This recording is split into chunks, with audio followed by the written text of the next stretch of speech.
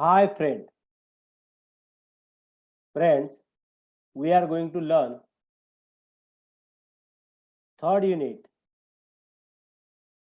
study tour 3 and subunit is 3.7, the man who never lied. First of all, let's read the lesson. The one special thing about Muhammad was that he never told a lie. It's not very easy to do that, but Muhammad was a wise man. He kept his eyes open to what was going on around him and chose his words carefully. He became famous as the man who never lied. Even people who lived 20 days away knew about him. Next, when people told the king about Muhammad, the king was not ready to believe it. Bring this man to me, he said. So Muhammad was brought before the king. Muhammad, is it true that you never tell a lie? Yes, Your Majesty, and you will not tell a lie in future? Never, Your Majesty. The king looked at Muhammad thoughtfully. Hmm, be careful. Sometimes we don't even know how the lie gets on our tongue. Some days passed. The king called Muhammad again.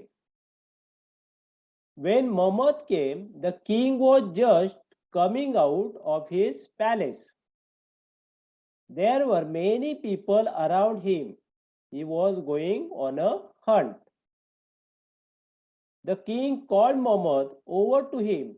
Muhammad, I am going on a hunt and then to my summer palace.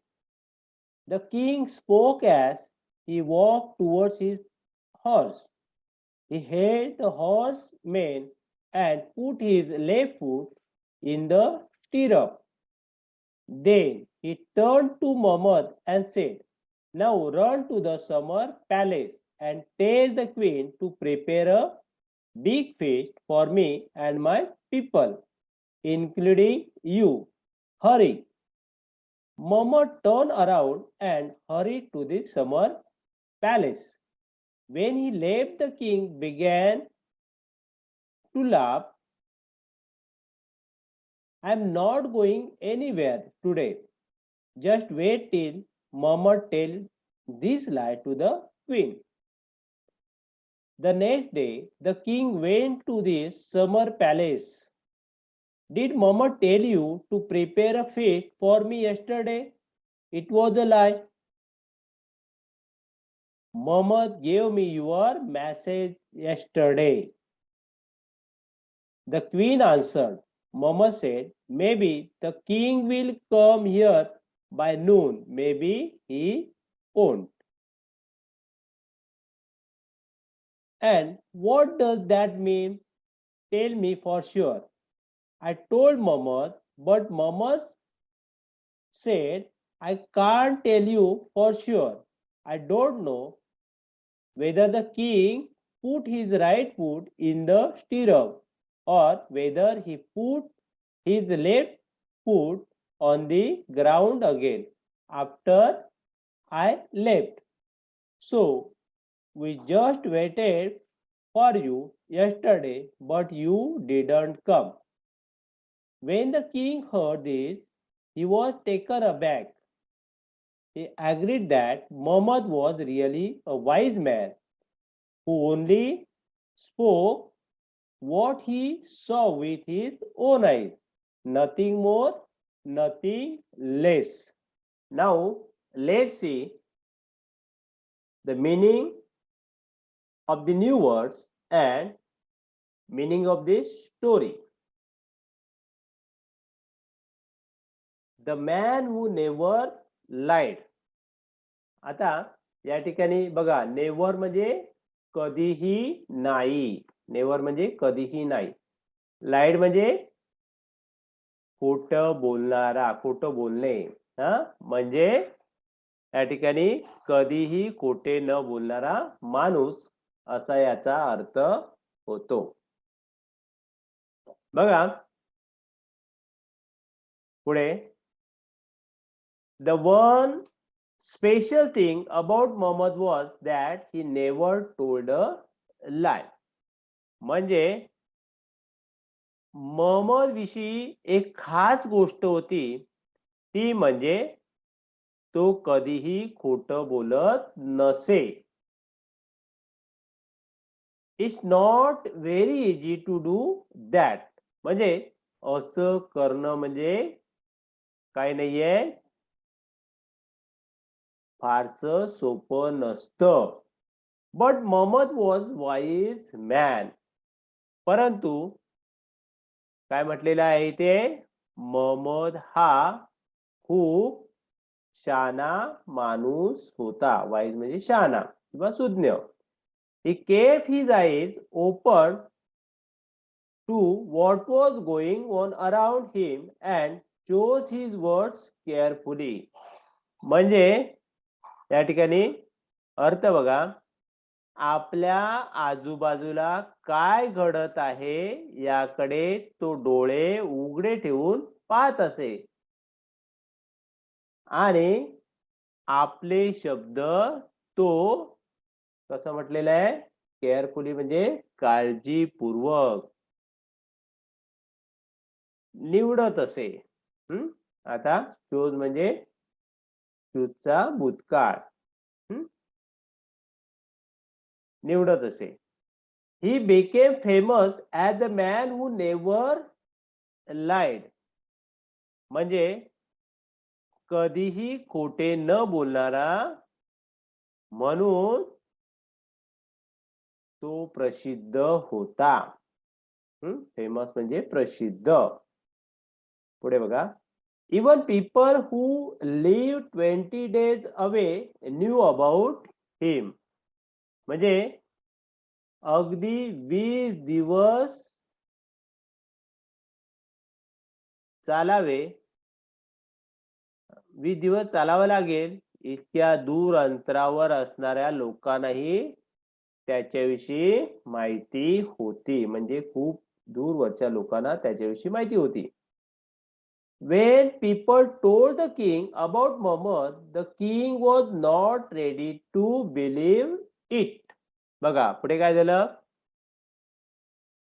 लोकांनी जेव्हा राजाला मोहम्मद विषयी सांगितले तेव्हा राजा त्यावर विश्वास ठेवायला तयार नव्हता. Bring this man to me, he sed.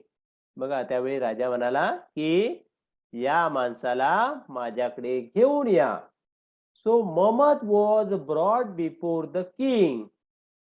आणि म्हणून काय केलं, मोहम्मदला राजापुढे आणण्यात आलं.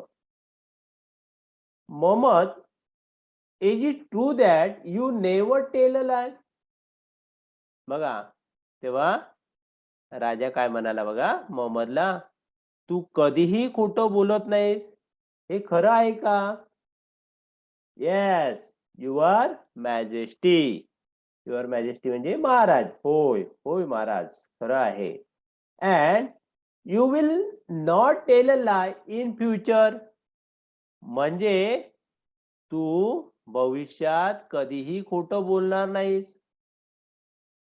तेव्हा बघा मोहम्मद काय म्हणत आहे, नेव्हर युअर मॅजेस्टी, कधी नाही महाराज. The king look at Mohammed thoughtfully. या ठिकाणी थॉटफुली म्हणजे विचारपूर्वक. राजाने मोहम्मदकडे विचारपूर्वक पाहिले. Be careful. आणि त्यावेळी राजा म्हणाला काय, काळजीपूर्वक राहा. Sometimes we don't even know how the lie gets on our tongue. बघा काय म्हणाला, तू काय कर, काळजी घे. काही वेळा खोटे आपल्या जिभेवर कधी येते हे समजतही नाही. नेक्स्ट, सम डेज पास म्हणजे काही दिवस निघून गेले. The king called Mohammed again. काय केलं, राजाने पुन्हा मोहम्मदला बोलवले. When Muhammad came, the king was just coming out of his palace. या ठिकाणी पॅलेस, पॅलेस म्हणजे राजवाडा. हा, बघा त्याचा अर्थ काय होतो. When Muhammad came, the king was just coming out of his palace. म्हणजे त्या ठिकाणी मोहम्मद आला तेव्हा राजा त्याच्या राजवाड्यातून नुकताच बाहेर येत होता. There were many people around him. आणि त्यामुळे त्याच्या आजूबाजूला अनेक लोक होते. He was going on a hunt. आणि तो राजा शिकारीला चालला होता. The king called Muhammad over to him. पुढे बघा काय केलं, राजाने मोहम्मदला आपल्याकडे बोलवलं. Mohammed, I am going on a hunt and then my summer palace. आणि काय सांगितलं बघा, मोहम्मद, मी शिकारीला जात आहे आणि नंतर मी माझ्या समर पॅलेसकडे जाणार आहे. म्हणजे समर पॅलेस म्हणजे उन्हाळ्याच्या काळात वस्ती करण्यासाठी राजा जो राजवाडा वापरतो त्याला समर पॅलेस म्हणतात. The king spoke as he walk around his horse. आपल्या घोड्याच्या दिशेने जात असताना तो राजा बोलला. He held the horseman and put his left foot in the stirrup. आता या ठिकाणी शब्द बघा, कोणता शब्द आहे, मेन. मेन म्हणजे आयाळ, मेन म्हणजे आयाळ. आणि दुसरा शब्द आहे स्टिरअप. स्टिरअप म्हणजे रिकीब. बघा या ठिकाणी he held the horseman and put his left foot in the stirrup. म्हणजे काय केलं, त्याने त्या घोड्याची आयाळ धरली आणि त्याने आपले डावे पाऊल कुठे टाकलं, रिकीबीत टाकलं. त्यानंतर then he turned to Muhammad and said. म्हणजे मोहम्मदकडे तो त्याने वळला आणि म्हणाला, now run to the summer palace and tell the queen to prepare a big feast for me and my people including you. Hurry. आता या ठिकाणी शब्द बघा, प्रिपेअर म्हणजे तयार करणे, प्रिपेअर म्हणजे तयार करणे. फिस्ट, फिस्ट म्हणजे मेजवानी, फिस्ट म्हणजे मेजवानी. आणि इन्क्लुडिंग, इन्क्लुडिंग म्हणजे समाविष्ट, इन्क्लुडिंग म्हणजे समाविष्ट. त्यानंतर हरी, हरी म्हणजे घाई करणे. आता काय सांगितलंय बघा, आता तू माझ्या समर पॅलेसकडे धावत जा आणि राणीला माझ्याकरिता आणि माझ्या माणसांकरिता मोठी मेजवानी तयार करायला सांग तुझ्या सहित.